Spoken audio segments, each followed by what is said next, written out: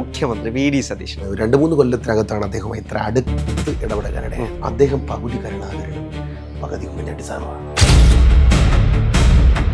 പുള്ളിക്ക് നാട്യമൊന്നും അറിയില്ല. പുള്ളി വളരെ സ്ട്രൈറ്റ് ആയിട്ട് കാര്യങ്ങൾ ചെയ്യുന്നതാണ്. പുള്ളിക്കൊരു അംബീഷനുണ്ട്, ഒരു വിഷനുണ്ട്. ഭയങ്കര വിഷണറി ലീഡറാണ്. ഒരു 25 കൊല്ലം കഴിഞ്ഞിട്ടുള്ള കേരളം.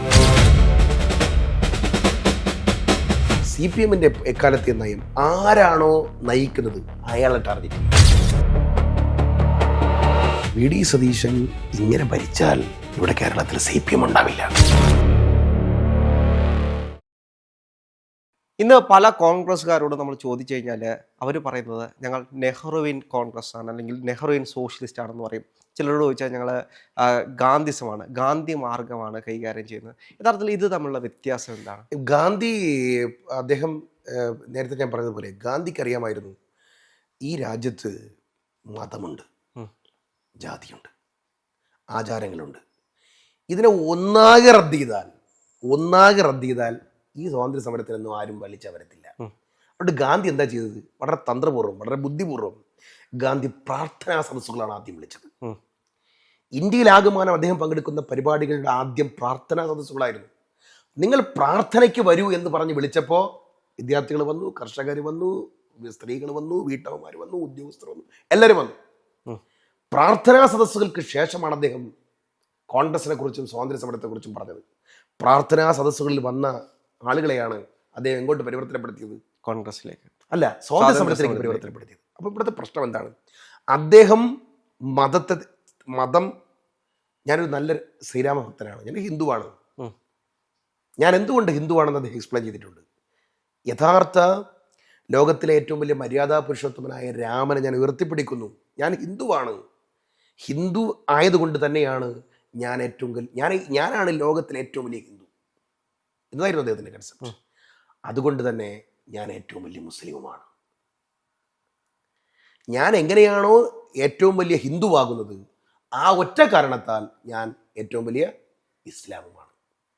ആ കൺസെപ്റ്റിൻ്റെ ആഴം നിങ്ങൾക്ക് പിടികിട്ടിയോ? അതിവിടെ ഈ RSS പറയുന്നത് പോലെയോ ഇപ്പോഴത്തെ വിശ്വഹിന്ദു പരിഷത്ത് പറയുന്നത് പോലെയുള്ള രാമഭക്തി ആയിരുന്നില്ല. അദ്ദേഹം പറയാണ്, മര്യാദാ പുരുഷോത്തമനായ എൻ്റെ രാമൻ എല്ലാം ത്യജിച്ചതിന് ശേഷം എല്ലാവരെയും ഉൾക്കൊണ്ട രാമനാണ്. ആ രാമൻ നിങ്ങൾ ഉദ്ദേശിക്കുന്നത് പോലെ ഒരു തലത്തിൽ മാത്രം, അല്ലെങ്കിൽ ചില ആളുകൾക്ക് മാത്രമായി പരിമിതപ്പെടുത്തേണ്ട രാമനല്ല. അത് ലോകത്തിൻ്റെ മുമ്പിൽ എല്ലാവരെയും ചേർത്ത് പിടിച്ചൊരു രാമനാണ് എന്നാണ് അദ്ദേഹം പറയുന്നത്. ശരിയല്ലേ? ഞാൻ പറഞ്ഞത് തെറ്റാണോ? ഞാൻ പറഞ്ഞതിൻ്റെ ആഴം നിങ്ങൾക്ക് പിടികിട്ടുന്നുണ്ട്, മനസ്സിലാവുന്നു. അപ്പോൾ ഈ പ്രാർത്ഥനാ സദസ്സുകളിലൂടെയും മതത്തെ എക്സ്പോസ് ചെയ്യേണ്ട സമയത്ത് അത് ചെയ്തും മതേതരത്വ ഭാവങ്ങളെ ഉയർത്തിപ്പിടിച്ചും എല്ലാവരെയും ചേർത്ത് പിടിച്ചുമാണ് ഗാന്ധി പോയത്. ഗാന്ധി അഹിംസാവാദിയാണ്. ഗാന്ധി ഒരു പരിധിവരെ പരിഷ്കരണത്തിനെതിരായിരുന്നു. ആ പരിഷ്കരണത്തിനെതിരായത് കൊണ്ട് തന്നെയാണ് വിദേശ വസ്ത്രങ്ങൾ ഉൾപ്പെടെ ബഹിഷ്കരിക്കാൻ ആഹ്വാനം ചെയ്തത്. അതായിരുന്നു ഗാന്ധി. ആ ആശയം ഇന്നും ഇടപെടും. പക്ഷെ നെഹ്റുവിയൻ സോഷ്യലിസം അല്പം വ്യത്യസ്തമുണ്ട്. നെഹ്റു എന്ന് പറയുന്ന നേതാവിന് ബ്രിട്ടീഷ് വിദേശ വിദ്യാഭ്യാസം കിട്ടിയ ആളാണ്. ആ കൾച്ചർ കണ്ട ആളാണ്. ആ കൾച്ചറിൻ്റെ ഗുണവും കണ്ട ആളാണ്, ദോഷവും കണ്ട ആളാണ്. അദ്ദേഹം ഇന്ത്യൻ സ്വാതന്ത്ര്യ സമരത്തിലേക്ക് വന്ന് ചേരുകയാണ്. അദ്ദേഹത്തിന് ഉന്നതമായ വിദ്യാഭ്യാസം, ഉന്നതമായ ഇംഗ്ലീഷ് വിദ്യാഭ്യാസം, ഉന്നതമായ ഈ കൾച്ചർ അദ്ദേഹത്തിനുണ്ട്. അദ്ദേഹം ഈ രാജ്യത്തിലെ ദരിദ്രനാരായണന്മാർ ഇങ്ങനെ കിടക്കണമെന്നല്ല ആഗ്രഹിച്ചത്. അദ്ദേഹത്തിന് മതമുണ്ടായിരുന്നില്ല. അദ്ദേഹം ഒരു ഹിന്ദു എന്ന് പറഞ്ഞിട്ടില്ല. അദ്ദേഹം ഞാനൊരു മുസ്ലിമാണെന്ന് പറഞ്ഞിട്ടില്ല. യവന്മാർ പറയുന്നത് പോലെ നെഹ്റു മുസ്ലിം നിസ്കരിക്കുമായിരുന്നു, നെഹ്റുവിനെ സുന്നത്ത് ചെയ്തിട്ടുണ്ട് എന്നൊക്കെ അവർ പറയുന്നില്ലേ? അതെന്തുകൊണ്ടാണ് അവർ പറയുന്നത്? അദ്ദേഹം ഒരു ഹിന്ദുവും ആയിരുന്നില്ല, അദ്ദേഹം ഒരു മുസ്ലിമും ആയിരുന്നില്ല. അദ്ദേഹം യഥാർത്ഥത്തിൽ ഒരു ബ്രാഹ്മൺ കൾച്ചറിലാണ് ജനിച്ചെങ്കിൽ പോലും അദ്ദേഹം ഒരു നാസ്തികതയാണ് വിശ്വസിച്ചത്. അദ്ദേഹം ഉയർത്തിപ്പിടിച്ചത് ഭൗതികതയാണ്. ഇന്ത്യയിൽ ഭൗതികത ഉണ്ടാകണം. അദ്ദേഹം പറഞ്ഞ ചിതാഭസ്മം എടുത്ത് ഇങ്ങനെ ഈ ഗംഗയിൽ ഒഴുക്കണമെന്നല്ല പറഞ്ഞത്. എൻ്റെ ചിതാഭസ്മം നിങ്ങൾ ഇന്ത്യയിലെ പാടങ്ങളിൽ വിതരണം ചെയ്യുന്നതാണ്. പാടങ്ങളിൽ ഒഴുക്കൂ, പാടങ്ങളിൽ വിതറൂ. കൃഷിക്കാരുടെ കൃഷിയോടൊപ്പം എൻ്റെ ചിതാഭസ്മവും അലിയട്ടെ എന്ന് പറഞ്ഞ ആളാണ്. പറയാൻ മനസ്സിലായില്ലല്ലേ? ഹേ റാം എന്ന ഉദാത്ത സങ്കല്പത്തെ ഉയർത്തിപ്പിടിച്ചുകൊണ്ട് മഹാത്മാഗാന്ധി മരിക്കുമ്പോൾ എൻ്റെ ചിതാഭസ്മം അങ്ങനെയൊന്നുണ്ടെങ്കിൽ നിങ്ങൾ ഗംഗയിലല്ല ഒഴുക്കേണ്ടത്, ഇന്ത്യയിലെ കോടാനുകൂടി വരുന്ന കൃഷിക്കാരുടെ നെൽപ്പാടങ്ങളിൽ, ഗോതമ്പ് പാടങ്ങളിൽ ഒഴുക്കൂ എന്ന് പറഞ്ഞ ഇത് തമ്മിലുള്ള വ്യത്യാസം നിങ്ങൾക്ക് പിടികിട്ടിയല്ലേ? അതാണ് ഒന്ന്. രണ്ട്, നെഹ്റു അഡ്രസ്സ് ചെയ്ത ഇന്ത്യ 1948 ശേഷം ഒരു ദരിദ്ര ഇന്ത്യ, 36 കോടി ജനത, നല്ല ഉടുക്കാനും ഇല്ല, ചെരിപ്പിടാനില്ല, ഉടുക്കാനും ഇല്ല, അന്നമില്ല, അടിസ്ഥാന സൗകര്യങ്ങളില്ല. അദ്ദേഹം അതുണ്ടാക്കിയെടുക്കുന്നതിന് വേണ്ടിയിട്ട് അദ്ദേഹം പരിഷ്കാരങ്ങൾ ആവിഷ്കരിച്ചു. പറഞ്ഞ മനസ്സിലായില്ലേ? ഓരോ ഡാമുകളും ആദിവാസികളെയും പാവപ്പെട്ടവരെയും കൊണ്ട് അദ്ദേഹം തുറന്നു വെച്ചു. അവരായിരുന്നു ഉദ്ഘാടനം നടത്തിയത്. ഡാമുകൾ കെട്ടിപ്പടുത്തിട്ട് അതിനെ ക്ഷേത്രമായിട്ട് അദ്ദേഹം വാഴ്ത്തി. നിങ്ങൾക്ക് പറഞ്ഞ മനസ്സിലായില്ലേ? അദ്ദേഹം ക്ഷേത്രത്തിൽ പോയില്ല, അദ്ദേഹം ഡാമുകൾ കെട്ടിപ്പൊക്കിയിട്ട് പറഞ്ഞു ഇതാണ് എൻ്റെ ക്ഷേത്രം. അദ്ദേഹം ഫാക്ടറികൾ കെട്ടിപ്പൊക്കിയിട്ട് പറഞ്ഞു ഇതാണ് എൻ്റെ ക്ഷേത്രം. അദ്ദേഹം തുറമുഖങ്ങൾ കെട്ടിപ്പൊക്കിയിട്ട് പറഞ്ഞു ഇതാണ് എൻ്റെ ക്ഷേത്രം, ഇതാണ് എൻ്റെ പ്രാർത്ഥനാ മുറി. ഈ ഇന്ത്യയാണ് ഞാൻ കാണുന്ന ഇന്ത്യ. നിങ്ങൾ അവിടെയാണ് അദ്ദേഹത്തിൻ്റെ കാഴ്ചപ്പാടിൻ്റെ വ്യത്യാസം നിങ്ങൾ മനസ്സിലാക്കേണ്ടത്. നിങ്ങൾ നോക്കൂ, അമേരിക്കൻ ഐക്യനാടുകൾ ഈ രാജ്യത്തെ കൊണ്ടുപോകാൻ ശ്രമിച്ചു, റഷ്യയുടെ കമ്മ്യൂണിസ്റ്റുകൾ ഒരു ഭാഗത്ത് കൊണ്ടുപോകാൻ ശ്രമിച്ചു. ഇത് രണ്ടുമല്ലാതെ ഒരു ചേരിചേരാ നയം, ഭക്ഷ്യസുരക്ഷയ്ക്ക് വേണ്ടി പ്രത്യേകമായ പാക്കേജുകൾ. ഇന്ത്യ 2 യുദ്ധങ്ങൾ തോറ്റു. ആ 2 യുദ്ധത്തിൽ നിന്നും, ചൈനീസ് യുദ്ധത്തിൽ നിന്നും അദ്ദേഹം പഠിച്ചത് ഇന്ത്യ സ്വയം പര്യാപ്തമാകണം. ആ കൺസെപ്റ്റാണ് പഞ്ചവത്സര പദ്ധതികളിലൂടെ, ആയുധ നിർമ്മാണത്തിലൂടെ ഇന്ത്യ ഉയർത്തിയത്. ഇന്ന് കാണുന്ന ഇന്ത്യയെ 17 കൊല്ലം കൊണ്ട് എല്ലാത്തിനും അടിത്തറയിട്ടത് പഞ്ചവത്സര പദ്ധതിയിലൂടെ, കൃഷി പ്രൊജക്റ്റുകളിലൂടെ, ഡാമുകളിലൂടെ, തുറമുഖങ്ങളിലൂടെ, ആരോഗ്യ പദ്ധതികളിലൂടെ അദ്ദേഹം കൊണ്ടുവന്ന ഒരു മൂവ്മെൻറ്റാണ്. ആ മൂവ്മെൻറ്റ് ഗാന്ധിസവുമായി ചേരുന്നത് തന്നെയാണ്. ഗാന്ധിസം അദ്ദേഹം റദ്ദ് ചെയ്തിട്ടില്ല. ജവഹർലാൽ നെഹ്റു ഒരിക്കൽ പോലും ഗാന്ധിസത്തെ റദ്ദ് ചെയ്തിട്ടില്ല. പക്ഷെ ഗാന്ധിസത്തിൽ ഊന്നിക്കൊണ്ട് അദ്ദേഹത്തിൻ്റെ സങ്കല്പം സോഷ്യലിസമായിരുന്നു. അപ്പോൾ ആധുനികതയിൽ ഊന്നിയ വിതരണം എന്ന് പറഞ്ഞാൽ സമൃദ്ധി കൊണ്ടുവരണം, സമ്പത്ത് കൊണ്ടുവരണം, ആ സമ്പത്ത് വീതം വെക്കണം, ദാരിദ്ര്യം പങ്കുവെക്കണമെന്നല്ല അദ്ദേഹം പറഞ്ഞത്. ഹലോ, എന്താ മനസ്സിലായോ? ഇതിൻ്റെ വ്യത്യാസം മനസ്സിലായോ? നമുക്ക് പട്ടിണി കിടക്കാം, നമുക്ക് ദാരിദ്ര്യം പങ്കുവെക്കാം എന്നല്ല നെഹ്റു പറഞ്ഞത്. നെഹ്റു പറഞ്ഞെന്താണ്? ഇവിടെ നമുക്ക് സമൃദ്ധി ഉണ്ടാക്കാം, ആ സമൃദ്ധി നമുക്ക് എന്ത് ചെയ്യാം? പങ്കിട്ടെടുക്കാം, പാവപ്പെട്ടവർക്ക് പങ്കിട്ടെടുക്കാം. ഇതാണ് വ്യത്യാസം. പ്രൊഫസർ, പക്ഷേ ഈ കാലഘട്ടത്തിൽ വീണ്ടും വ്യത്യസ്തമാകുന്ന മറ്റൊന്നുണ്ട്. അത് യഥാർത്ഥത്തിൽ അംബേദ്കറിസമാണ്. യഥാർത്ഥത്തിൽ അംബേദ്കർ ഇവരിൽ നിന്നെല്ലാം വ്യത്യസ്തമാണ് എന്ന് പറയുന്നൊരു ശൈലി ഇന്ന് നമ്മൾ പലപ്പോഴും കാണുന്നുണ്ട്. ഗാന്ധിക്കെതിരായിരുന്നു അംബേദ്കർ, അല്ലെങ്കിൽ നെഹ്റുവിനെതിരായിരുന്നു അംബേദ്കർ എന്ന് പറയുന്നൊരു ശൈലി. അത് എങ്ങനെയാണ് നരേറ്റ് ചെയ്യപ്പെടുന്നത്? അത് ചാതുർവർണ്ണയത്തിൻ്റെ ഒരു ലോകം ഇപ്പോഴും ഉണ്ടല്ലോ.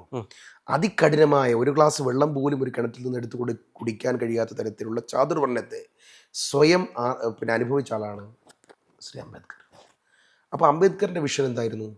ഇന്ത്യൻ ഫ്രീഡം ഫൈറ്റിനേക്കാൾ അദ്ദേഹത്തിൻ്റെ താല്പര്യം ഈ ജാതി ഉച്ചനീചതകൾ അവസാനിപ്പിച്ച് ഇവിടുത്തെ ഏറ്റവും അടിമകളെപ്പോലെ കഴിയുന്ന ഒരു ഏറ്റവും അപരിഷ്കൃതരായിട്ടുള്ള പാർശ്വവൽക്കരിക്കപ്പെട്ട ജനതയുടെ ഉന്നമനമായിരുന്നു. ആ ആശയവുമായി ബന്ധപ്പെട്ട് പലതവണ ഗാന്ധിയുമായിട്ടും അദ്ദേഹം ഏറ്റുമുട്ടിയിട്ടുണ്ട്. ആ ഏറ്റുമുട്ടൽ ഒരിക്കലും എന്തായിരുന്നില്ല? ഒരു അധികാരവുമായി ബന്ധപ്പെട്ടതൊന്നും ആയിരുന്നില്ല. എന്നാൽ അദ്ദേഹത്തെ വിയോജിപ്പുകൾ ഒരുപാട് പറഞ്ഞ അദ്ദേഹത്തെ പോലും അദ്ദേഹം എന്ത് ചെയ്തിട്ടുണ്ട്? കോൺഗ്രസിനോടൊപ്പം ചേർത്ത് നിർത്തിയിട്ടുണ്ട്. കോൺഗ്രസ് വിട്ടിറങ്ങിയിട്ടുണ്ട് അംബേദ്കർ.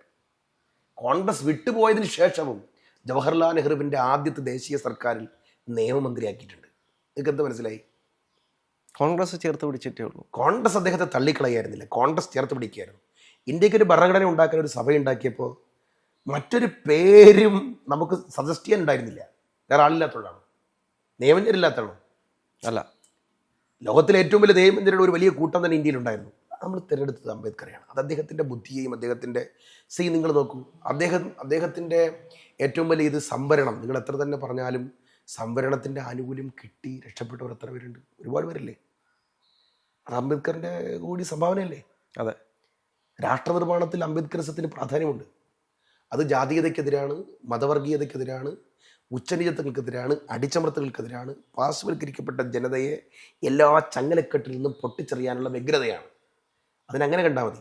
നിങ്ങൾ ഒരിക്കലും ആശയപരമായ ഭിന്നത ഉണ്ടായിരുന്നപ്പോൾ പോലും കോൺഗ്രസുമായിട്ട് സമരസപ്പെട്ട് പോകാൻ തന്നെയാണ് അംബേദ്കർ ശ്രമിച്ചിട്ടുള്ളത്. അങ്ങ് ഇതിൽ ആരുടെ പക്ഷമാണ്? ഇപ്പോൾ ഓരോ ആളുകളോടും ചോദിക്കുമ്പോൾ ഞാൻ നെഹ്റുവിൻ സോഷ്യലിസം കൊണ്ടു നടക്കുന്ന ആളാണ്, അല്ലെങ്കിൽ ഞാൻ ഗാന്ധിസം കൊണ്ടു നടക്കുന്ന ആളാണ്, അല്ലെങ്കിൽ ഇത് ഇപ്പോൾ പറഞ്ഞതുപോലെ അംബേദ്കറിസം കൊണ്ടു നടക്കുന്ന ആളാണ്. അങ്ങ് ഏതൊരു? എനിക്ക് അങ്ങനെയല്ല, എനിക്കിഷ്ടം ഇന്ദിരാഗാന്ധിസാണ്.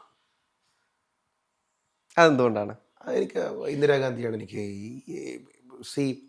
ഇന്ത്യയിൽ ഇന്ദിരാഗാന്ധി എന്തരാന്ന് ആലോചിച്ച്, ഈ രാജ്യത്ത് ഇന്നിപ്പോൾ ആണവ രാജ്യങ്ങൾ ഉണ്ടാക്കിയെടുക്കാൻ അത്രയേറെ പ്രയാസമുള്ളൊരു കാലത്ത് 1970-കളിൽ ഇന്ത്യയിൽ ആറ്റം ഉണ്ടാക്കി. അല്ലേ? അതെ. ഇന്ത്യയിൽ പിന്നെ അമേരിക്കൻ ഐക്യനാടുകളിൽ നിന്ന് മാർക്കോണി എന്ന് പറയപ്പെടുന്ന എന്തോ ഒരു പദാർത്ഥമാണ്, അത് കപ്പൽ കയറി വന്ന് അത് കഴിച്ച് പട്ടിണി മാറിയിരുന്ന ഒരു ഇന്ത്യയിൽ കാർഷിക വിപ്ലവം കൊണ്ടുവന്നു, ഭക്ഷ്യസുരക്ഷ കൊണ്ടുവന്നു. 303 റൈഫിൾ മാത്രം ഉപയോഗിച്ചിരുന്നു കൊണ്ട് എല്ലാ യുദ്ധങ്ങളിലും ചൈനയോട് തോറ്റു കൊണ്ട ഒരു ഇന്ത്യ 2 പ്രാവശ്യമാണ് പാകിസ്ഥാനെ അടിച്ചമർത്തിയത്. പിന്നെ ചൈന യുദ്ധത്തിന് വന്നിട്ടില്ലല്ലോ. ഇല്ല. ഇന്ദിരാഗാന്ധിയുടെ കാലത്ത് ചൈന യുദ്ധത്തിന് വന്നിട്ടില്ലല്ലോ. ഇല്ല. അതിൻ്റെ വ്യത്യാസം എന്തായിരിക്കും? അടിച്ചാൽ തിരിച്ചടിക്കും. ഇന്ന് ഇന്ത്യയുടെ ഏതെങ്കിലും ഒരു പ്രധാനമന്ത്രി പറയുമോ അമേരിക്കൻ പ്രസിഡന്റിനോട്, ഇന്ത്യൻ അതിർത്തിക്കകത്ത് കയറിയാൽ, നിങ്ങളുടെ 7ാം കപ്പൽ വ്യൂഹം കയറിയാൽ അടിച്ച് തകർത്ത് കളയും ഞാൻ എന്ന് പറയാൻ കെൽപ്പുള്ള ഒരാൾ ഇന്ന് ഇന്ത്യയിലുണ്ടോ? പറ. ഇല്ല. നിങ്ങൾ ഇന്നത്തെ പിന്നെ അമേരിക്കൻ പ്രസിഡന്റ് എത്ര തവണ പിന്നെ യുദ്ധം മതിയാക്കാൻ വേണ്ടിയിട്ടൊന്ന് ഇടപെടുമെന്ന് പറഞ്ഞ് കെഞ്ചി എന്ന് പറഞ്ഞ് ഇന്ത്യയുടെ ഇപ്പോഴത്തെ പ്രധാനമന്ത്രി ബഹുമാനായ ശ്രീ നരേന്ദ്രമോദിക്കെതിരായി ക്രിട്ടിസൈസ് ചെയ്തു? ഒരു വാക്ക് അങ്ങനെ പറഞ്ഞിട്ടില്ല എന്ന് പറഞ്ഞോ? ഇല്ല. പറഞ്ഞോ? പോസ്റ്റ് പിൻവലിപ്പിക്കുക മാത്രമേ ചെയ്തോളൂ. അപ്പം നിങ്ങൾ മനസ്സിലാക്കേണ്ടത് അതായിരുന്നു. 1,00,000 പട്ടാളക്കാരെയാണ് നമ്മൾ കറാച്ചി ഫോർട്ട് അടിച്ച് തകർത്തു. നമുക്ക് പാകിസ്ഥാനെ പപ്പടം പോലെ പൊളിച്ചു. ഇന്ന് നമ്മൾ പിന്നെ BJP-ക്കാരും RSS ഒക്കെ പറയാനല്ലേ ഞങ്ങൾ പാകിസ്ഥാനെതിരാണ്, ഞങ്ങളുടെ ഫൈറ്റ്, ഞങ്ങളാണ് ദേശീയവാദികൾ. ആരാ ദേശീയവാദികൾ? യഥാർത്ഥ ദേശീയവാദി ആരാ? ഇന്ദിരാഗാന്ധി അല്ലേ? പാകിസ്ഥാനെ അടിച്ചു തകർത്ത് അവരുടെ ഒരു ഭാഗം വലിച്ചു കയറി വേറൊരു രാജ്യമുണ്ടാക്കി, ബംഗ്ലാദേശ് ഉണ്ടാക്കി. ശരിയല്ലേ? ഇന്ദിരാഗാന്ധിയുടെ പിന്നെ ദുർഗാവാഹിനിയല്ലേ അത് ചെയ്തത്? അതെ. 1,00,000 പട്ടാളക്കാരെ ഇന്ത്യ രാജ്യത്തിൻ്റെ ചരിത്രത്തിൽ 1,00,000 ശത്രുപക്ഷത്തിൻ്റെ പട്ടാളക്കാർ തല കുമ്പിട്ട് തോക്കുകൾ കീഴ്പ്പെടുത്തി വെച്ചുകൊണ്ട് സല്യൂട്ട് ചെയ്തിട്ടുണ്ടെങ്കിൽ അത് ഇന്ദിരാഗാന്ധിയോട് മാത്രമാണ്. ഈ രാജ്യത്ത് ഗ്രീൻ റെവല്യൂഷൻ കൊണ്ടുവന്നത്, ധവള വിപ്ലവം കൊണ്ടുവന്നത്, റേഡിയോ കൊണ്ടുവന്നത്, കാറുകൾ, മാരുതി കാറുകൾ കൊണ്ടുവന്നത്, ഈ രാജ്യത്ത് എല്ലായിടത്തും വിദ്യാഭ്യാസ സ്ഥാപനങ്ങൾ കൊണ്ടുവന്നത്, ഈ രാജ്യത്തെ ഏറ്റവും വലിയ ആയുധ ഫാക്ടറിയാക്കി മാറ്റിയത്, സൈനിക കരുത്താക്കി മാറ്റിയത്, ഇന്ത്യൻ രൂപയ്ക്ക് വിലയുണ്ടായത്, ഈ രാജ്യത്തിലെ പിന്നെ എല്ലായിടത്തും ഒരു പിന്നെ ജനങ്ങൾക്ക് വിദ്യാഭ്യാസ സൗകര്യങ്ങൾ ഒരുക്കിയത്, ISR കൊണ്ടുവന്നത്, ആപ്പിള്, ആര്യഭട്ട എന്ന് വേണ്ട സകലതും. നിങ്ങൾ നോക്ക്, ആ ഇന്ദിരാഗാന്ധിയുടെ ഒരു വിഷൻ ഉള്ളത് കൊണ്ടാണ് ഒരാൾ അമേരിക്കയ്ക്ക് പോലും ഇന്ത്യയെ തൊടാൻ പറ്റാതെ വന്നത്. അവരുടെ പവറാണ്. ഇന്ന് ഇന്ത്യ ഭക്ഷ്യ മേഖലയിൽ ഒരു 20 കൊല്ലത്തേക്കുള്ള ഭക്ഷ്യകരുതൽ നമുക്കുണ്ട്. ഇന്ദിരാഗാന്ധിയുടെ പവറാണ്. നമ്മൾ അവിടെ ആരും കയറി ഒന്ന് ചൊറിയാൻ വരാത്ത കാര്യം ഇന്ദിരാഗാന്ധിയുടെ പവറാണ്. ഈ രാജ്യത്ത് പിന്നെ വിവരാവകാശ വിപ്ലവങ്ങൾ അമേരിക്കയും റഷ്യയും മാത്രം ബഹിരാകാശം കൈകാര്യം ചെയ്തിരുന്ന കാലത്താണ് എന്ത് ചെയ്യുന്നത്? ഇന്ത്യ ബഹിരാകാശത്തേക്ക് ആളിനെ വിട്ടത്. അതെ, ഓർമ്മയില്ലേ? അത് ഇന്ദിരാഗാന്ധിയുടെ കാലത്ത്. അപ്പോൾ എന്തുകൊണ്ടും എതിർക്കുന്നവരെ അടിച്ചമർത്തും, രാജ്യത്തിൻ്റെ അഖണ്ഡതയെ വെല്ലുവിളിക്കുന്നവരെ അടിച്ചമർത്തിയിട്ടുണ്ട്. ആ അടിച്ചമർത്തിയത് കൊണ്ട് മാത്രമാണ് അവർ മരിക്കേണ്ടി വന്നത്. ശരിയല്ലേ? അവരോട് ഏറ്റവും അവസാനം പറയുകയാണ്, നിങ്ങളുടെ ജീവന് ഭീഷണിയുണ്ട്, നിങ്ങളുടെ സിഖുകാരനായ തൊട്ടടുത്ത് നിൽക്കുന്ന ഉദ്യോഗസ്ഥന്മാരെ മാറ്റണം. അവർ പറഞ്ഞത് അവരെ മാറ്റിയാൽ പിന്നെ ഇന്ദിരാഗാന്ധി ഇല്ലെന്നാണ്. പിന്നെ ഞാൻ എന്ത് ഇന്ത്യ? പിന്നെ ഞാൻ ഈ പിന്നെ കൊട്ടിഘോഷിക്കപ്പെട്ട ഇന്ത്യയുടെ നേതാവെന്ന് പറയുന്നത് എനിക്ക് ലജ്ജ തോന്നില്ലേ? അപ്പോൾ അവരിവിടെ നിന്നോട്ടെ എന്നാണ് പറയുന്നത്. ആ പഴുതിലൂടെയാണ് അവർ കൊല്ലപ്പെട്ടത്. അതുകൊണ്ട് ഞാൻ ഇന്ദിരാഗാന്ധിയുടെ അല്ല, ഇത് പറഞ്ഞപ്പോൾ എനിക്ക് ഓർമ്മ വന്നത്, കഴിഞ്ഞ ദിവസം ഞാനൊരു പട്ടാളക്കാരനുമായിട്ട് ഒരു ഇൻ്റർവ്യൂ എടുത്തു. അപ്പോൾ അദ്ദേഹം ഇതേ കാര്യങ്ങൾ, ഇപ്പോൾ സിഖുമായി ബന്ധപ്പെട്ടുള്ള വിഷയങ്ങൾ നടക്കുന്ന കാലഘട്ടത്തിൽ ഇന്ദിരാഗാന്ധിയുടെ ശൈലികൾ എത്രത്തോളം ഇന്ത്യ രാജ്യം ഇന്ന് കാണുന്ന രീതിയിലേക്ക് മാറ്റപ്പെടുന്നുണ്ട് എന്ന് പറയുമ്പോൾ നമുക്ക് തന്നെ സങ്കടം വരും. അന്ന് നടന്നിട്ടുള്ള ഓരോ കാര്യങ്ങളും. ഒരു ഉദാഹരണം ഞാൻ പറയാം. ഇപ്പോൾ നമ്മളിപ്പോൾ പാർട്ടികളുടെ വിപ്ലവം നടന്നല്ലോ ഡൽഹിയിൽ. എന്താ പാർട്ടികളെ പ്രധാനമന്ത്രി കണ്ടാൽ എന്താ പ്രശ്നം? അവരുടെ പ്രശ്നം പാർലമെൻറ്റിൽ പറഞ്ഞാൽ എന്താ പ്രശ്നം? അവർ പറഞ്ഞതുപോലെ അന്വേഷണം പ്രഖ്യാപിച്ചാൽ എന്താ പ്രശ്നം? ഇനി അവർ സമരം ചെയ്താൽ എന്താ പ്രശ്നം? അവർക്കെതിരെ പെല്ലറ്റും പ്രഖ്യാപിക്കണം, ആ കുട്ടികളെ തലയടിച്ച് പൊട്ടിക്കണം, അവരെ ഭീകരവാദികളെ കൈകാര്യം ചെയ്തതുപോലെ വലിച്ചടയ്ക്കപ്പെടണോ? ഇല്ലല്ലോ. ഇല്ല. എന്തായിരുന്നു ഇന്ദിരാഗാന്ധി ചെയ്തത്? സീതാറാം യെച്ചൂരി എന്ന് പറയുന്ന നേതാവ് ഉദയം ചെയ്ത് എങ്ങനെയാണെന്നറിയോ? ഇന്ദിരാഗാന്ധിയുടെ ഔദ്യോഗിക വസതിക്ക് മുമ്പിൽ അന്നത്തെ SF നടത്തിയ സമരം ഉദ്ഘാടനം ചെയ്യുന്ന യെച്ചൂരിയുടെ മുമ്പിലേക്ക് ആര് വരികയാണ്? ഇന്ത്യൻ പ്രധാനമന്ത്രി ഇറങ്ങി വരികയാണ് ഇന്ദിരാഗാന്ധി. എന്നിട്ട് യെച്ചൂരിയുടെ കൈ പിടിച്ചുകൊണ്ട് എന്താണ് നിങ്ങളുടെ ആവശ്യം എന്ന് ചോദിച്ചിട്ട് അവരെ മുമ്പിൽ വെച്ച് ആവശ്യങ്ങൾ വായിപ്പിക്കുകയാണ്, അതിന് നടപടിയെടുക്കുകയാണ്. അങ്ങനെയാണ് ഇന്ത്യ രാജ്യത്ത് യെച്ചൂരി ഉണ്ടായത്. അവരത് കണ്ടാൽ എന്താ പ്രശ്നം? ഇന്ദിരാഗാന്ധി വിദ്യാർത്ഥികളെ കണ്ടിരുന്നു, പ്രക്ഷോഭകരെ കണ്ടിരുന്നു. എന്നാൽ രാജ്യത്തിൻ്റെ അഖണ്ഡതയെ ബാധിക്കുമെന്ന ഘട്ടങ്ങളിലെല്ലാം അവർ അവരുടെ പവർ ഉപയോഗിച്ചിട്ടുണ്ട്. അതുകൊണ്ട് ഇന്ത്യയുള്ള കാലത്തോളം ഇന്ദിരാഗാന്ധി ഓർമ്മിക്കപ്പെടും. മറ്റൊരു കാര്യം എന്ന് പറയുന്നത് ഇന്നത്തെ മന്ത്രിസഭയിൽ കോൺഗ്രസിൻ്റെ ഒരുപാട് MLA മാർ മന്ത്രിമാരായിട്ടൊക്കെ ഉണ്ട്. അങ്ങക്ക് ഇന്ന് ഇപ്പോൾ നമ്മൾ പറഞ്ഞ ഓരോ ആളുകൾ, ഇപ്പോൾ ഗാന്ധിസം കൈകാര്യം ചെയ്യുന്ന ആളുകൾ, അല്ലെങ്കിൽ ആ രീതിയിൽ ആ ശൈലിയിൽ കാര്യങ്ങളെ കൊണ്ടുപോകുന്ന ആളുകളെ അഡ്രസ്സ് ചെയ്യാൻ കഴിയുമോ ഇപ്പോൾ ഈ മന്ത്രിസഭയിൽ? അല്ല, മന്ത്രിസഭയിൽ എനിക്ക് ഏറ്റവും അടുപ്പമുള്ള ആളുകളാണ് കൂടുതലുള്ളത്. അതിലെനിക്ക് ഈ വ്യക്തിപരമായി യുവ നേതാക്കന്മാരിൽ എനിക്ക് അല്പം ഇഷ്ടം കൂടുതലുള്ളത് എം ലിജുവിനോടാണ്. പരന്ന വായനയാണ്, അങ്ങനെ ഒരു മഹാപണ്ഡിതനാണ് കേട്ടോ. നിങ്ങൾ എത്രത്തോളം ലിജുവിനെ വിലയിരുത്തിയിട്ടുണ്ടെന്ന് എനിക്കറിയില്ല. ഞാൻ കണ്ടതിൽ വെച്ച് ഈ കാലഘട്ടത്തിലെ ഏറ്റവും വലിയ സ്കോളറാണ്. നിരന്തര വായനയാണ്, സൗമ്യഭാവമാണ്. മനസ്സിലായില്ലേ? അദ്ദേഹം അങ്ങനെ ദേഷ്യപ്പെട്ട് കാണാറില്ല. പിന്നെ അദ്ദേഹം ഏറ്റവും നല്ല കേൾവിക്കാരനാണ്. ഗാന്ധിസമാണോ അദ്ദേഹം? ഗാന്ധിസത്തിൽ അധിഷ്ഠിതമായ നെഹ്റുവിയൻ സോഷ്യലിസത്തെയാണ് അദ്ദേഹം ഉയർത്തിപ്പിടിക്കുന്നത്. എനിക്ക് അദ്ദേഹത്തെ ഭയങ്കര ഇഷ്ടമാണ്. ഇപ്പോൾ നമ്മുടെ മുഖ്യമന്ത്രി VD സതീശൻ, അദ്ദേഹത്തിനെ ഒന്ന് നിരീക്ഷിച്ചതിൽ വെച്ച്, അല്ലെങ്കിൽ ഇത്രയും വർഷത്തെ പരിചയം അടുപ്പം വെച്ചിട്ട് അദ്ദേഹത്തിൻ്റെ ഒരു രീതി ഏതായിരിക്കാം? ഞാൻ ഈ അടുത്ത കാലത്താണ്, 2-3 കൊല്ലത്തിനകത്താണ് അദ്ദേഹം ഇത്ര അടുത്ത് ഇടപെടാനിടയായത്. അദ്ദേഹം പകുതി കരുണാകരനും പകുതി ലീഡർ ശ്രീ K കരുണാകരനും പകുതി ഉമ്മൻചാണ്ടി സാറുമാണ്. പുതിയ കാലത്തിൻ്റെ രാഷ്ട്രീയമാണ്. പുതിയ കാലത്തിൻ്റെ രാഷ്ട്രീയത്തെ ഇതുപോലെ അഡ്രസ്സ് ചെയ്ത ഒരാളില്ല. ഞാൻ ലീഡർ ശ്രീ K കരുണാകരനിൽ കണ്ട ഏറ്റവും വലിയ തീരുമാനമെടുക്കാനുള്ള വേഗം. എന്താണ് തീരുമാനമെടുക്കാനുള്ള വേഗം? 10 കാര്യങ്ങൾ ഒരുമിച്ച് വന്നാൽ ഏതാണ് നല്ലതെന്ന് പെട്ടെന്ന് തിരിച്ചറിയാനുള്ള വിവേകം, യുക്തി. ഉദ്യോഗസ്ഥർ അവരറിയാതെ, ചെടി അറിയാതെ പൂ പറിക്കുന്ന ലാഘവത്തോടെ ഉദ്യോഗസ്ഥരെ കൈകാര്യം ചെയ്യാനുള്ള മെയ്വഴക്കം. ക്രൈസിസ് വരുംതോറും ഊർജം കൂടുന്നൊരു ഭാവം. പുള്ളി തന്നെ ഉണ്ടാക്കും ക്രൈസിസ്. ലാഘവത്തോടെ വിഷയങ്ങൾ കൈകാര്യം ചെയ്യണം. എന്നാൽ ശത്രുക്കളോട് നിർദ്ദയം കൈകാര്യം ചെയ്യുന്ന രീതി, ടാക്ടിക്സ്, എതിരാളികൾ ചിന്തിക്കുന്നതിനും അപ്പുറമുള്ള തന്ത്രങ്ങളിലൂടെ ഈ എതിരാളികളെ പൊടിച്ച് ഭസ്മമാക്കുന്ന രാഷ്ട്രീയ തന്ത്രജ്ഞത. ലീഡർ ശ്രീ K കരുണാകരൻ, അത് ഞാൻ വീഡിയോ കണ്ടിട്ടുണ്ട്. ഉമ്മൻചാണ്ടി സാറിനൊരു കരുതലുണ്ട്. എന്താണ് കരുതൽ? ചേർത്ത് പിടിക്കുക. എത്ര രാഷ്ട്രീയ ശത്രുവാണെങ്കിൽ അദ്ദേഹത്തിന് കല്ലെറിഞ്ഞവന് മാപ്പ് കൊടുത്തു കേട്ടോ. അതെ, കല്ലെറിഞ്ഞവൻ ആണ്, ഇതാളാണ് കല്ലെറിഞ്ഞത് എന്ന് അദ്ദേഹത്തിന് കോടതിയിൽ കണ്ടപ്പോൾ തിരിച്ചറിയാം. പക്ഷെ അദ്ദേഹം പറഞ്ഞു, എന്താ പറഞ്ഞേ? എനിക്ക് ഓർമ്മയില്ല, എനിക്ക് അവരോടൊന്നും പകയില്ല എന്ന് പറഞ്ഞു. അതെങ്ങനെയാണെന്ന് ഈ വർത്തമാനകാലത്ത് നിങ്ങളൊന്ന് ആലോചിച്ചു. അപ്പോൾ ഉമ്മൻചാണ്ടി സാറിൻ്റെ ഒരു കരുണ, ഒരു ആർദ്രത, ചേർത്ത് പിടിക്കൽ. അദ്ദേഹം മനുഷ്യന് കരയാൻ, പെയ്ത് ഒഴിയാൻ നെഞ്ച് കാണിച്ചു കൊടുത്ത ആളല്ലേ. ആ നെഞ്ചിലല്ലേ ആളുകൾ കരഞ്ഞത്. അതെ, നിങ്ങൾ നോക്കൂ, ഇനി ഒരു 10 കൊല്ലത്തേക്കും കൂടി ഒരാളിൻ്റെ മൃതശരീരവും കൊണ്ടുവരുന്ന ബസ്സുകളെ ജനലക്ഷങ്ങൾ തടഞ്ഞിട്ടിട്ട് ഞങ്ങൾ കണ്ടിട്ട് നിങ്ങൾ കൊണ്ടുപോയാൽ മതി എന്ന് പറയുന്ന തരത്തിലുള്ളവർ ആരുണ്ട്? ആരും തന്നെയില്ല. ഒരു മൃതശരീരത്തിൽ വഹിച്ചു കൊണ്ടുപോകുന്ന വാഹനത്തിൻ്റെ പിറകെ കൈക്കുഞ്ഞുങ്ങളുമായിട്ട് ഓടി, കുട്ടികളെയും കൊണ്ട് ഓടിയിട്ട് ഒന്ന് കാണിച്ചിട്ട് പോയാൽ മതി എന്ന് പറയുന്ന ജനനേതാവ് പറയുന്നത്. അപ്പോൾ ഉമ്മൻചാണ്ടി സാറിൻ്റെ കാരുണ്യം. ഞാനിപ്പോൾ മുഖ്യമന്ത്രിയുടെ ഓഫീസിൻ്റെ മുമ്പിലൂടെ കടന്നു പോകുമ്പോൾ അത് തുറന്നിട്ടിരിക്കുക. ആയിരക്കണക്കിന് ആളുകളാണ് ദിവസം വരുന്നത്. പുള്ളിയും ഇറങ്ങും ഒരു സമയമാകുമ്പോൾ ഇറങ്ങിയിട്ടിങ്ങനെ അദ്ദേഹത്തിന് വന്ന് കാണണ്ട. പുള്ളി എന്ത് ചെയ്യുന്നു? അവരോട് നിൽക്കുന്നിടത്തേക്ക് പുള്ളി അങ്ങ് നടക്കും. നടന്നിട്ട് ഓരോരുത്തരായിട്ട് കരയുമ്പോൾ ചേർത്തങ്ങ് പിടിക്കും, ശരിയാക്കാമെന്ന് പറയും. അപ്പോഴത്തന്നെ ഓർഡർ ഇടുകയാണ്. അല്ല, അദ്ദേഹം കരയുന്നത് വരെ ഇന്ന് വലിയ വിഷയമായി മാറിക്കൊണ്ടിരിക്കുകയാണ്. മുഖ്യമന്ത്രി പ്രളയ സമയത്ത് പല കുടുംബങ്ങളും പോയി കണ്ട് കരഞ്ഞിറങ്ങുമ്പോഴും ഇത്രയും വലിയ നുണ, അല്ലെങ്കിൽ ഇത്രയും വലിയ മറ്റൊരു മുഖം കാണിക്കുന്ന ഒരാൾ വേറെ ഇല്ല എന്നുള്ള രീതിയിലാണ് അദ്ദേഹത്തെ അദ്ദേഹത്തിന് ഞാൻ കണ്ടൊരു കാര്യം, പുള്ളിക്ക് ദേഷ്യം വന്നാൽ പ്രകടിപ്പിക്കും, സങ്കടം വന്നാൽ കരയും, സ്നേഹം വന്നാൽ അതും കാണിക്കും. പുള്ളിക്ക് നാട്യമൊന്നും അറിയില്ല. പുള്ളി വളരെ സ്ട്രൈറ്റായിട്ട് കാര്യങ്ങൾ ചെയ്യുന്നതാണ്. പുള്ളിക്കൊരു അംബീഷനുണ്ട്, ഒരു വിഷനുണ്ട്. ഭയങ്കര visionary ലീഡറാണ്.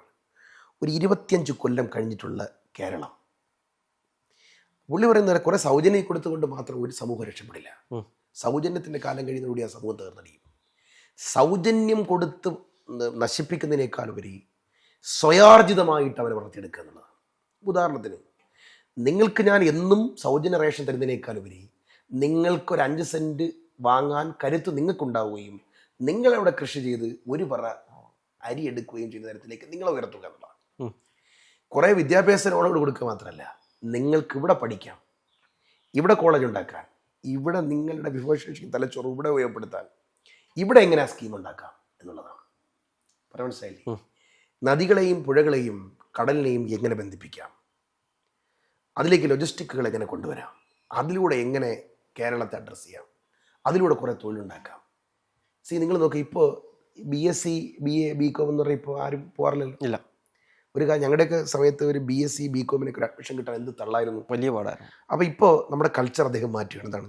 Marine technology, aeronautical, AI, mechanical, കമ്പ്യൂട്ടറിൻ്റെ തന്നെ പരിഷ്കൃതമായ ഭാവം, ഇതെല്ലാം ഡിഗ്രികളായിട്ട് വരാൻ പോവുക. എന്താ അതിൻ്റെ വ്യത്യാസം? ഈ കുട്ടികൾ പഠിച്ച് അവർ ഇത് പഠിച്ചിറങ്ങുന്ന കുട്ടി ഒരു 25 കൊല്ലത്തേക്കൊക്കെ ജീവിച്ചോളും. അവരെ തിരക്കി ഇവിടെ കമ്പനി വരും. നിങ്ങൾ മൈഗ്രേറ്റ് ചെയ്യപ്പെടണ്ട, നിങ്ങൾ കാനഡയിലേക്ക് ഓടണ്ട, അവിടെ പോയിട്ട് നിങ്ങൾ പഠിക്കുന്നതോടൊപ്പം നിങ്ങൾ ഹോട്ടലിൽ പണിയെടുക്കേണ്ടി വരില്ല, നിങ്ങളവിടെ സിറ്റിസൺ ആവണ്ട, നിങ്ങൾക്ക് ഇവിടെ കിട്ടും. ഇതാണ് VD സതീശൻ്റെ വിഷണറി. അങ്ങനെ നോക്കുമ്പോൾ കേരളത്തിൽ നിങ്ങൾ എഴുതി വെച്ചപ്പോൾ രണ്ടാമതൊരു കാര്യമുള്ളത്, VD സതീശൻ ഇങ്ങനെ ഭരിച്ചാൽ ഇവിടെ കേരളത്തിൽ CPM ഉണ്ടാവില്ല. അതെന്തുകൊണ്ടാണ്? CPM ഒരുപാട് സമരങ്ങളുണ്ട്. VD സതീശൻ കയറിയതിന്റെ എഴുതി വെച്ചോ? പിറ്റേ ദിവസം തൊട്ട് സമരങ്ങളാണ്. അത് അവർക്കറിയാം.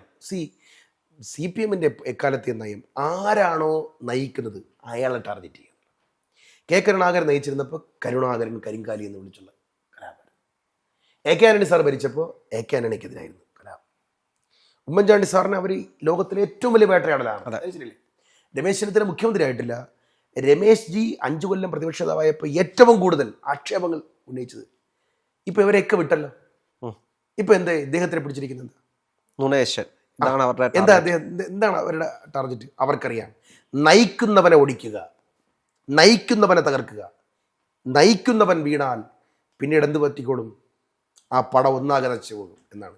കൈ വെച്ചിരുന്നാൽ മതി, നടക്കുന്ന പ്രശ്നമില്ല. സമരത്തിനിടയിൽ ബ്ലേഡും കൊണ്ടുവന്ന് കയറി പോന്തിയാൽ ഇട്ടിട്ടോടുമെന്നാണോ? അങ്ങനെയാണോ? ആണോ? അല്ല. പക്ഷേ ഇന്ന് എനിക്ക് തോന്നുന്നു VD സതീശനേക്കാൾ കുറച്ചുകൂടെ സ്കോർ ചെയ്തിരിക്കുന്നത് രമേശ് ചെന്നിത്തല തന്നെയാണ്. എന്നല്ലേ? പരസ്പരം മത്സരിക്കല്ലേ ആരോഗ്യവകുപ്പ്. അതെ, തീർച്ചയായും വലിയ മാറ്റമാണ് ആരോഗ്യവകുപ്പ്. നിങ്ങൾ നോക്കൂ, ആരോഗ്യവകുപ്പ് നിപ്പ വന്നേ, ജനങ്ങളെ ക്വാറന്റൈനിൽ പോകൂ, പഴങ്ങൾ പറിക്കരുതേ, തിന്നരുതേ, വവ്വാലുകളെ കാണരുതേ, എന്തൊക്കെയായിരുന്നു ഇവിടെ. നിപ്പ വന്നു, ചെവി അറിഞ്ഞോ സിസ്റ്റം പ്രവർത്തിച്ചത്? ഇല്ല. ഒറ്റയാളിൽ നിർത്തി. മനസ്സിലല്ലേ? അർദ്ധരാത്രിയാണ് വിദേശത്ത് നിന്ന് വില കൂടിയ മരുന്ന് ഫ്ലൈറ്റിൽ വന്നത്, വരുത്തിയതാണ്. അയാളെ നിർത്തി മോചിതനാക്കി. ശരിയല്ലേ? മറ്റു പല കാര്യങ്ങളും വന്നു. ഇന്ത്യയുടെ ചരിത്രത്തിൽ മെഡിക്കൽ കോളേജുകളിൽ നിലത്ത് കിടത്തേണ്ടതില്ല എന്ന് തീരുമാനമെടുക്കാൻ ശ്രീ കെ മുരളീധരൻ അല്ലാതെ ആർക്ക് കഴിയും? കഴിയില്ല. പറഞ്ഞേ. രണ്ടാമത്തെ മെഡിക്കൽ കോളേജ് ഇപ്പോൾ തിരുവനന്തപുരത്ത് ആരംഭിക്കുന്നു. ആർക്കാ ഗുണം? ജനങ്ങൾക്ക് തന്നെയാണ്. വലിയ ആശുപത്രിയിൽ പോകാൻ പറ്റാത്ത സാധാരണക്കാരായ ജനങ്ങൾക്ക് ഇനി ആ സൗകര്യം ഇവിടെ കിട്ടുകയാണ്. പുള്ളി ഹാർഡ് വർക്കാണ്. ഞാൻ ഇന്നലെയും കണ്ടിരുന്നു. രാത്രി 10, 10:30, 11 മണി വരെ ആളിനെ കാണുകയാണ് കെ മുരളീധരൻ. അപ്പോൾ ഓരോരുത്തരും മത്സരിക്കുകയാണ്. ശരിയല്ലേ? ഓരോരുത്തരും അവരുടെ വകുപ്പുകളിൽ വലിയ മാറ്റമുണ്ടാക്കാൻ മത്സരിക്കുകയാണ്. ഈ 3 പേരും കൂടെ അങ്ങനെ ഉയർന്നു നിൽക്കുകയാണല്ലോ ഹെവി വെയ്റ്റ്സ്. അതെ. പിന്നെ കുഞ്ഞാലിക്കുടി സാഹിബൊക്കെ ഉണ്ട് വേറെ. കോൺഗ്രസ്സിൽ ഈ 3 ഹെവി വെയ്റ്റ്സുകൾ നിൽക്കുമ്പോൾ അവരുടെ തണലിൽ ബാക്കിയുള്ളവരും നിൽക്കുന്നു. വലിയ മാറ്റം വരാൻ പോകണം. ഒരു സമരം കണ്ട് നമ്മൾ ഭയക്കുന്ന പ്രശ്നമില്ല. ഇപ്പോൾ നമ്മളിപ്പോൾ ഇന്നിപ്പോൾ തീരുമാനം എടുത്തിട്ടുണ്ട്. എന്താണ്? 18-19 മാസമായിട്ട് തടഞ്ഞു വച്ചിരുന്ന പിന്നോക്ക ദളിത് വിഭാഗത്തിൽപ്പെട്ട കുട്ടികളുടെ സ്കോളർഷിപ്പുകൾ 180 കോടി 130 കോടി ഇന്നലെ റിലീസ് ചെയ്തു. അത് അവരിലേക്ക് എത്തുകയാണ്. ഇന്നലെ വരെ ക്യാൻസർ രോഗികൾക്ക് 1000 രൂപയാണ് പെൻഷൻ, ഡയാലിസിസ് ചെയ്യുന്നവർക്ക് 1000 രൂപയാണ്, 2000 ആക്കിയിരിക്കുകയാണ്. ശരിയല്ലേ? അതെ. ആണോ അല്ലയോ? ശരിയാണ്. എല്ലാ രംഗത്തും പാവപ്പെട്ടവരെ ഇനി കുറച്ച് ദിവസം കൂടെ കഴിഞ്ഞാൽ ബിൽഡിങ്ങുകളുടെ പെർമിറ്റുകൾ അതിൻ്റെ നികുതി കുറയ്ക്കാൻ പോവാണ്. നികുതി കൂട്ടുന്നതിനെ കുറിച്ചല്ല ഇവിടെ ആളുകൾ സംസാരിച്ചിട്ടുള്ളൂ. നികുതി കുറച്ചുകൊണ്ട് സഹായിക്കാൻ പോവാണ്. ഈ ബഡ്ജറ്റ് അവതരിപ്പിച്ചു. ഒരു നയാ പൈസയുടെ നികുതി നമ്മൾ കൂട്ടിയോ? ഇല്ല. ഈ ബഡ്ജറ്റിൽ ഞങ്ങൾ ഏതെങ്കിലും നികുതി കൂട്ടിയോ? ഇല്ല. നികുതി കൂട്ടണ്ടേ? സാധാരണ നികുതി കൂട്ടണ്ടേ? കടം വരുമ്പോൾ കൂട്ടണ്ടേ? എന്നാൽ 6300 കോടിയാണ് നമ്മൾ ഈ കഴിഞ്ഞ 3 മാസം കൊണ്ട് അധികം പിരിച്ചെടുത്തത്. കഴിഞ്ഞ 10 കൊല്ലത്തെ ശരാശരിയേക്കാൾ 6300 കോടി രൂപ 2.5 മാസം കൊണ്ട് എന്ത് ചെയ്തു? ഖജനാവിലേക്ക് കുടിശ്ശികയായിരുന്ന നികുതി പിരിച്ചെടുത്തു.